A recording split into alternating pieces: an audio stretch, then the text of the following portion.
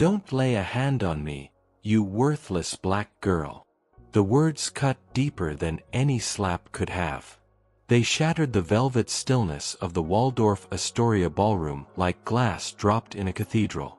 They sliced through the clinking of crystal, the soft hum of a string quartet, the hushed whispers of senators and billionaires. Every fork froze. Every eye turned. Every phone, tilted low a moment ago, now angled discreetly into record mode. Ethan Caldwell, the 39-year-old tech magnate whose empire stretched from Silicon Valley to Wall Street, didn't flinch.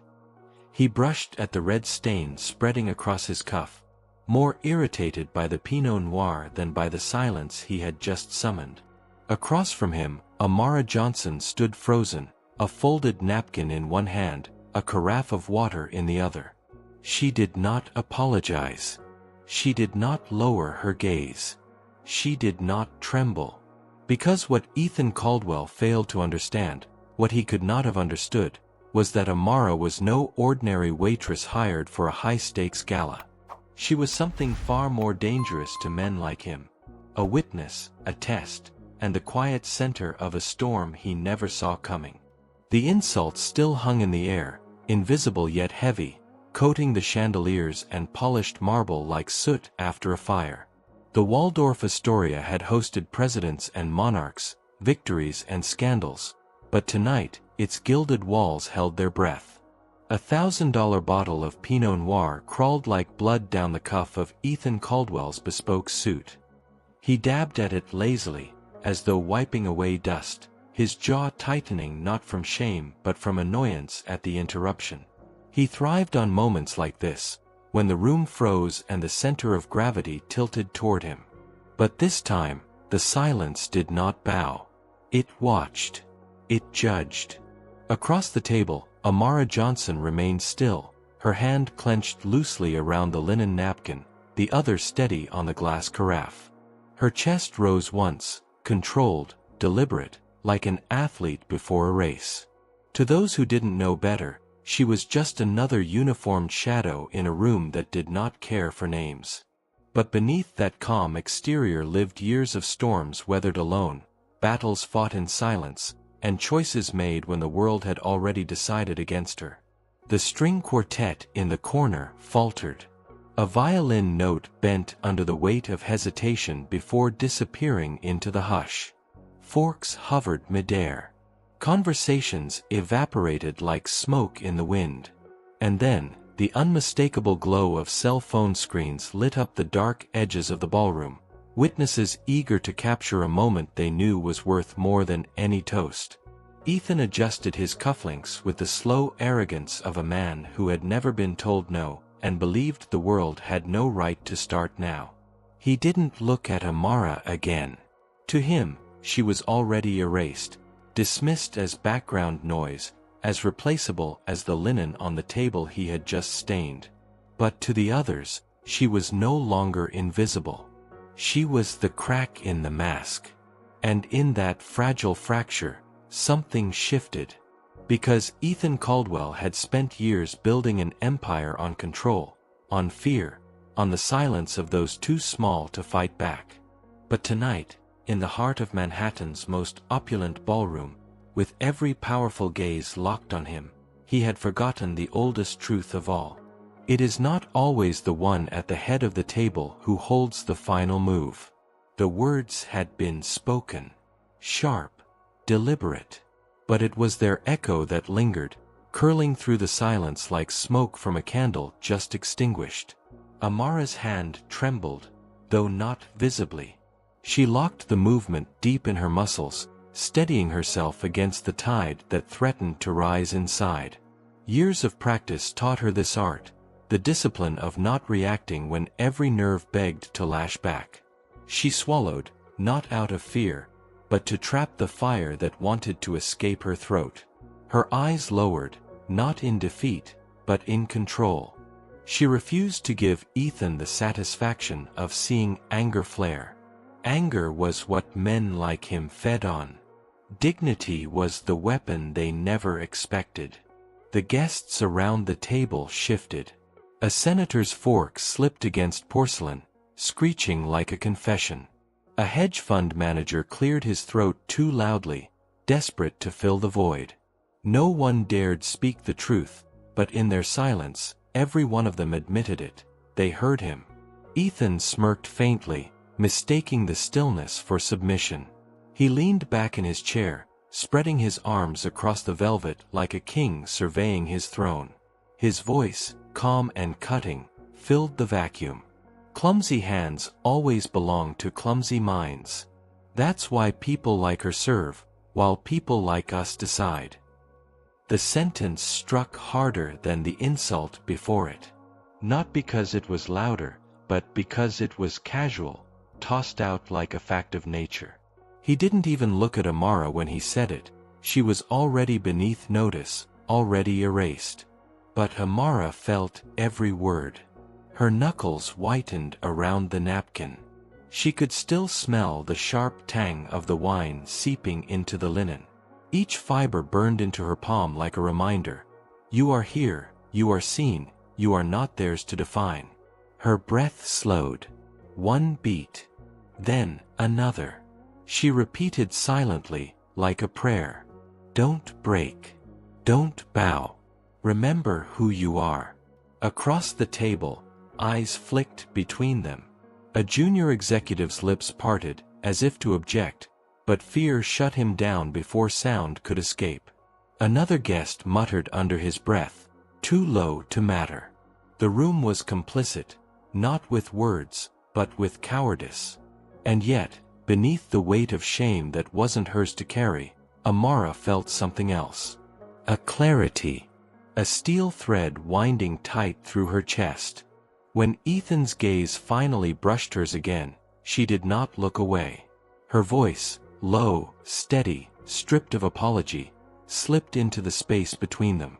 You think my silence means I'm beneath you, but one day you'll realize, it's what will outlast you. The words weren't loud. They weren't even meant for him alone. But the table heard. The cameras caught. And in that instant, the balance of the night shifted, imperceptibly, but undeniably. Because for the first time, Ethan Caldwell was not in control of the silence. She was. The room had begun to breathe again, but unevenly, like a body waking from a nightmare, unsure if it was safe. Laughter sputtered, hollow and nervous. Silverware scraped plates with the desperation of people pretending nothing had happened. But no one could erase what they had just heard. Ethan Caldwell, however, believed he could. He leaned forward, smile rehearsed, voice smooth as glass. Gentlemen, he began, gesturing toward the investors. Distractions like that, they don't matter. What matters is vision. And mine has always been bigger than mistakes. The words slid across the table like oil, meant to cover the crack he himself had created. Some nodded too quickly, eager to align with power. Others lowered their eyes, their silence a shield. But Ethan wasn't finished. He needed control, needed to reassert the hierarchy. So when Amara approached again, carrying a tray with flawless posture, he seized the chance.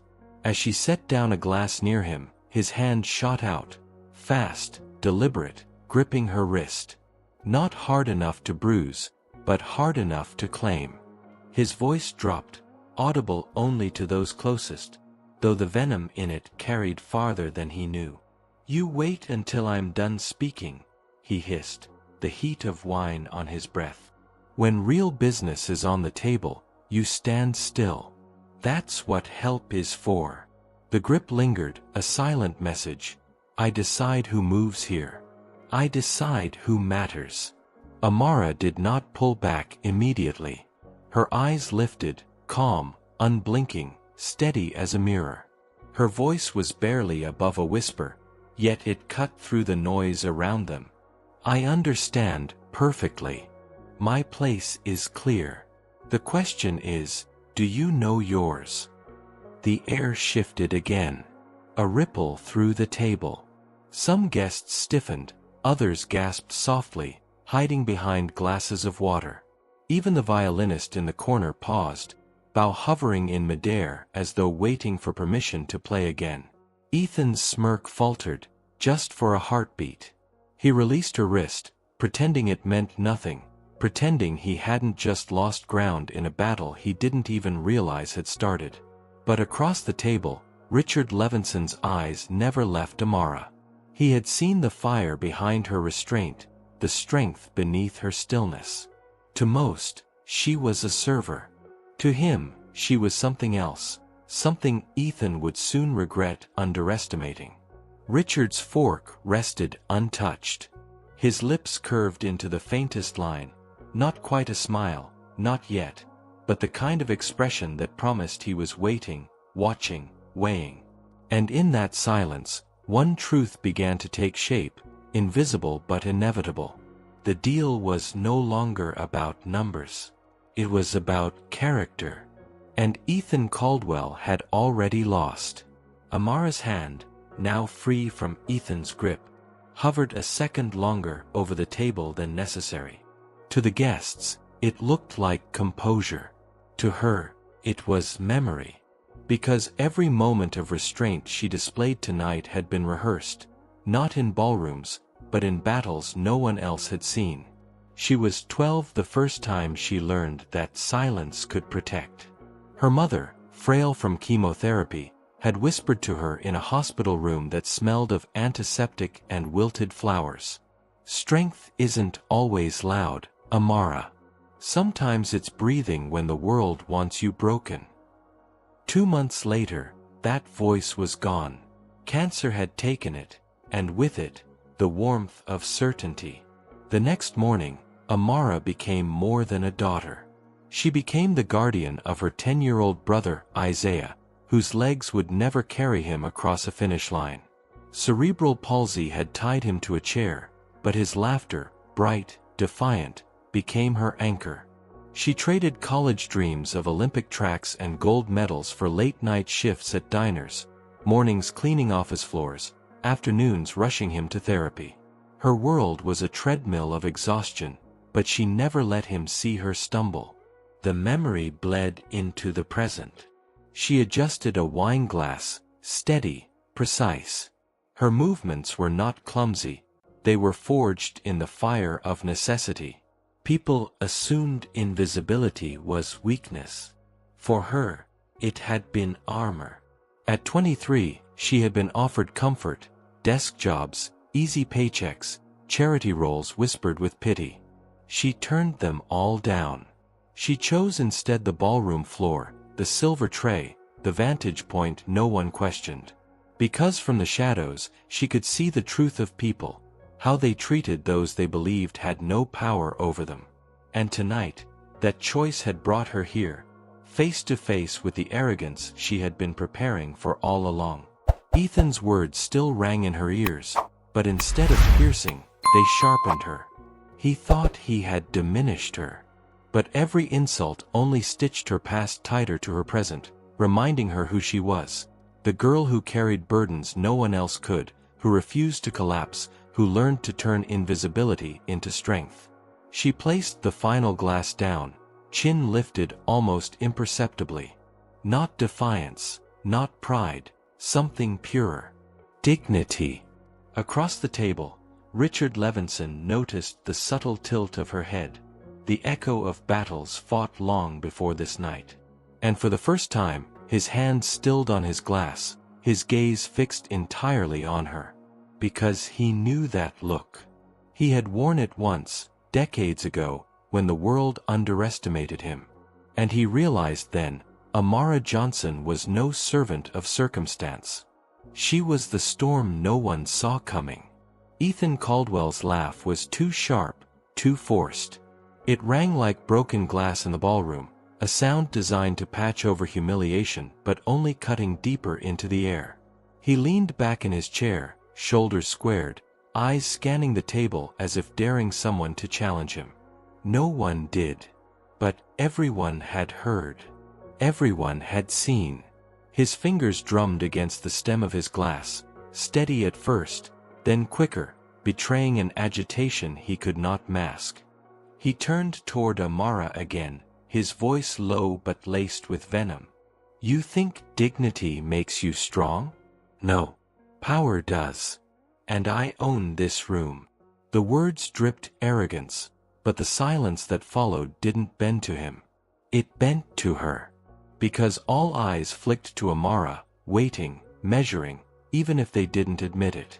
Amara's chest rose once, twice. The storm inside her pressed against her ribs, begging to break free. Years of insults, years of invisibility, years of carrying more than anyone her age should. She could have erupted, shouted, shattered the mask of control. But she chose something harder. She chose stillness.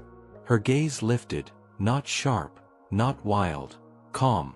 The kind of calm that unsettles tyrants, because it cannot be shaken. You mistake fear for respect, she said softly, her words falling into the silence like stones into still water. But fear fades. Respect endures. Which one do you think will outlive you?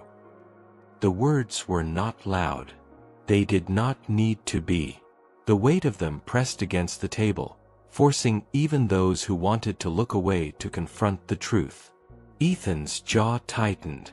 His hand clenched so hard against the glass that a thin crack spidered across the crystal. He forced a smirk, but it was fragile now, a mask slipping under the weight of her restraint. And across the table, Richard Levinson saw it all. He had been silent for too long, watching, calculating, but now his chest stirred with something heavier than business. He saw his own past in her, the nights when silence was survival, the years when character was the only currency left to spend. He leaned slightly toward his assistant, his lips barely moving, a whisper disguised as breath. It's time. The assistant nodded, slipping quietly from the table, phone already in hand. Richard's eyes never left Amara. He saw not just a young woman holding her ground, but the beginning of a shift, the kind of shift that topples empires not with explosions, but with whispers that refuse to die. And for the first time that evening, Ethan Caldwell realized something he had never felt in a room before. Not victory. Not dominance. But the tremor of control slipping from his hands into someone else's. The ballroom no longer sparkled. It suffocated. What had begun as a night of champagne and promises now hung suspended in the air, brittle as glass on the verge of shattering. Ethan Caldwell leaned forward, desperate to reclaim the rhythm. His voice carried the polish of a man who'd mastered every stage, every boardroom. Gentlemen, let's not dwell on trivialities. We came here to close a deal worth billions. And I assure you, nothing and no one can derail what I've built. He raised his glass, a hollow toast. But his hand trembled ever so slightly. The surface of the wine rippled, betraying the calm he pretended to command. A bead of sweat traced his temple, glistening beneath the chandelier.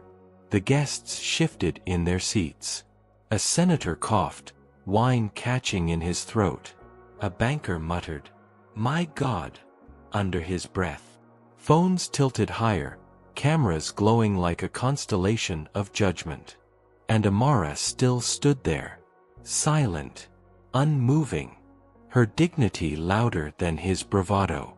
That was when Richard Levinson rose from his chair. It wasn't sudden. It wasn't violent. But the effect was thunder. Conversations stopped mid-syllable. The violinist lowered his bow. Even the waitstaff froze against the wall, trays hovering in midair. Ethan blinked, unsettled. "Richard, please," he began, his laugh forced. "There's no need." But Richard's hand cut through the air with quiet finality. He looked at Amara first. And for a moment, the stern mask of Wall Street's legend slipped, revealing something far more intimate: pride. Then his voice came, deep and steady, carrying the weight of decades. "Before we speak of billions, you deserve to know who stands before you. This young woman you just insulted, this so-called nobody, is Amara Johnson. She is not staff tonight. She is my protégé, my family. She has walked through fires most of you could not endure, and still carries herself with more grace than all the titles in this room combined. Gasps erupted around the table. A hedge fund manager whispered, "Family." A woman covered her mouth, eyes wide. The murmurs spread like wildfire, drowning the clinking of glass. Richard's hand settled gently on Amara's shoulder, not possession, but recognition. His gaze swept the room, then locked on Ethan, and the softness vanished. His next words struck like iron. The truth of a man is not shown in negotiations or headlines. It's revealed in how he treats the ones he believes can do nothing for him. And tonight, all of you saw the truth of Ethan Caldwell. Silence. Crushing, undeniable silence. Ethan's smirk cracked. He reached for his glass, but his fingers slipped against the stem. The crystal shattered in his hand, shards scattering across the linen like fragments of his empire. Blood beaded on his palm, unnoticed as his face drained of color. Amara met his eyes, not with triumph, not with cruelty, but with a calm that cut deeper than rage. Her silence was her crown, and in that moment, everyone in the room understood. The deal was finished, and Ethan Caldwell's reign had just ended. The sound of glass shattering still echoed, fragments scattered across the linen like the ruins of a crown. Ethan Caldwell's blood dotted the white tablecloth, crimson spreading outward in tiny rivers. He tried to laugh it off, but the sound came strangled, hollow. The ballroom didn't laugh with him. It stared. Phones glowed brighter now, unashamed. Guests leaned back in their chairs, distancing themselves as if arrogance were contagious. A senator whispered something to his aide, his eyes fixed not on Ethan, but on Amara. She stood perfectly still. No trembling, no gloating. Just steady. Her silence pressed on the room heavier than chandeliers, heavier than billions. Ethan cleared his throat, forcing words into the silence. Accidents happen. Misunderstandings happen. Let's move on. But the room didn't move with him. The spell was broken. Richard Levinson remained standing, arms crossed loosely, gaze sharp as a blade. He didn't need to add another word. The weight of his presence said everything. The investors who had once leaned toward Ethan now leaned back, shifting their chairs subtly closer to Richard, as though gravity itself had changed direction. One executive muttered, "This is finished," under his breath, too low for Ethan to hear but loud enough for others to nod. Another reached for his phone, typing furiously, already reporting what the market would learn in minutes. Ethan's mask began to crack. Sweat pooled at his collar, his smirk twitching, his eyes darting from face to face searching for allegiance. But no one met his gaze. For the first time in years, he was alone in a room he thought he owned. He slammed his fist lightly against the table, desperation bleeding through his bravado. "You all know me. You know what I've built. One word, one mistake, does not erase a legacy." But it wasn't one word. It was truth exposed. Amara finally moved, but only to place the bloodied shards of crystal gently onto his empty plate. Her eyes met his, calm and unflinching. No malice. No triumph. Only the quiet verdict of someone who had already survived storms greater than his fury. The room exhaled as if she had spoken, though she hadn't. Because everyone knew, the trial was over. The sentence had been delivered. And Ethan Caldwell was guilty. The ballroom had already passed its verdict, but outside its gilded walls, the world was just beginning to listen. Phones buzzed in pockets and purses, screens lighting up like sparks in dry grass. First a tweet. Then a video. Then dozens of clips spliced together, captions in bold. Billionaire CEO calls black waitress stupid in front of investors. Richard Levinson walks out of $4 billion deal after public humiliation. Character revealed in a single sentence. By the time dessert plates were set down, untouched, the incident was already trending across 3 continents. Memes sprouted within minutes. One showed Ethan's face above the caption, "Built an empire." Lost it in a sentence. Another, Amara's steady gaze, titled simply, "Dignity." Inside the ballroom, the vibration of phones became a chorus of consequence. Investors whispered into headsets, issuing orders to pull shares, to hedge losses. One man rose from his seat without a word, leaving his half-filled glass behind. Another followed. And another. Chairs scraped the floor in waves, not of applause, but abandonment. Ethan Caldwell tried to stand taller, but the light caught the sweat on his collar, the blood on his hand. His words tumbled, desperate. "You think this matters? You think a room full of cowards can undo me? I am Drake Nova. I am the market." But even as he shouted, notifications pinged across the room. A banker glanced at his screen and whispered to his neighbor, 17% drop in under an hour.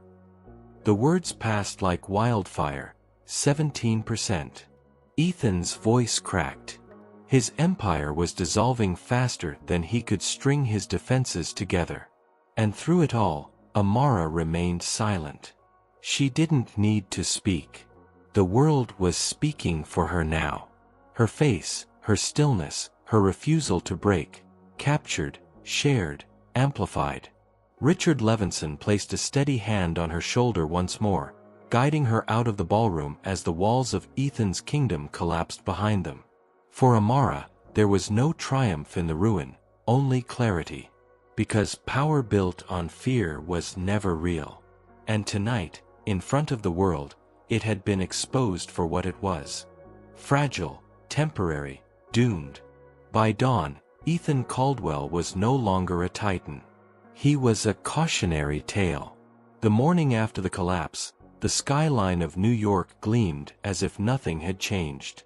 But inside the towers of glass and steel, every screen told a different story. Drake Nova in freefall. Ethan Caldwell suspended. Markets shaken.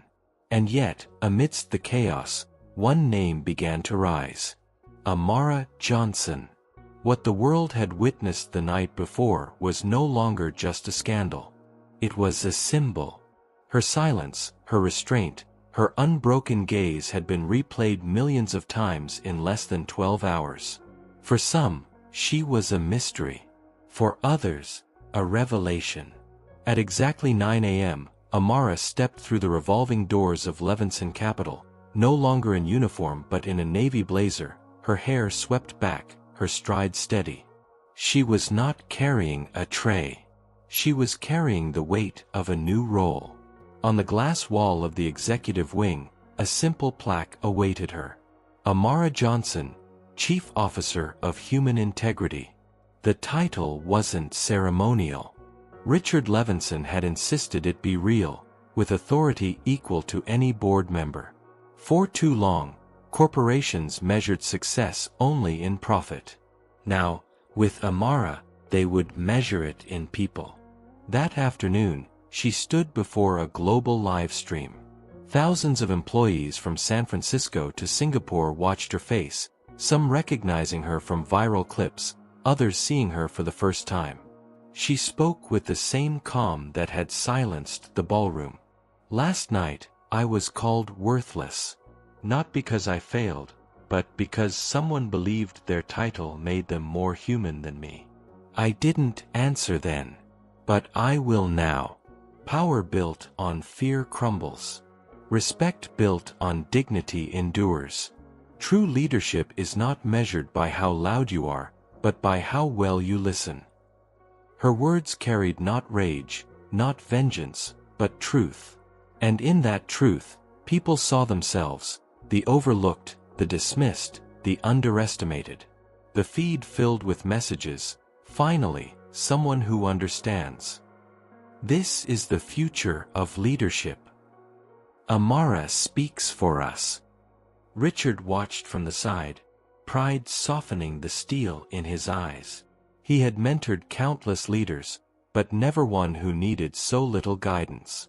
As the applause thundered through the company's headquarters, Amara didn't smile broadly. She simply nodded, breathing evenly, her voice steady as she closed. Dignity is not optional. It is the foundation. And the legacy we leave is not written in profits, but in how we choose to treat each other. That begins now. And with those words, a new chapter in corporate history began. Because Amara Johnson was no longer invisible. She was inevitable. The world soon forgot the numbers, the contracts, the percentages on glowing screens. Markets would rise and fall again, as they always do. Empires would be built and broken. Names would fade from headlines as new scandals replaced the old. But what they did not forget was a moment. A single sentence of cruelty, and a silence that answered louder than any roar.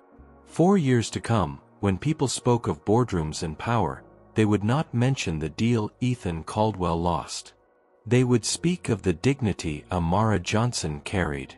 The night she stood unshaken while arrogance collapsed under its own weight.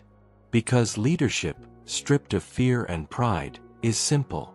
It is how we treat those who have nothing to offer us. It is the choice, every day, to see the invisible, to honor the unseen, to remember that titles are temporary but character is permanent. In the end, no empire survives on fear. But respect, quiet, steady, human, outlives us all. And so, Amara's silence became more than resistance. It became a mirror. It asked a question of everyone who watched, from gilded halls to crowded streets. When no one important is looking, who are you? That question would echo long after the last headline, long after the last video clip faded into digital archives. Because the true legacy we leave is not written in contracts or fortunes. It is etched, quietly, in the dignity we choose to give, and the humanity we refuse to take away.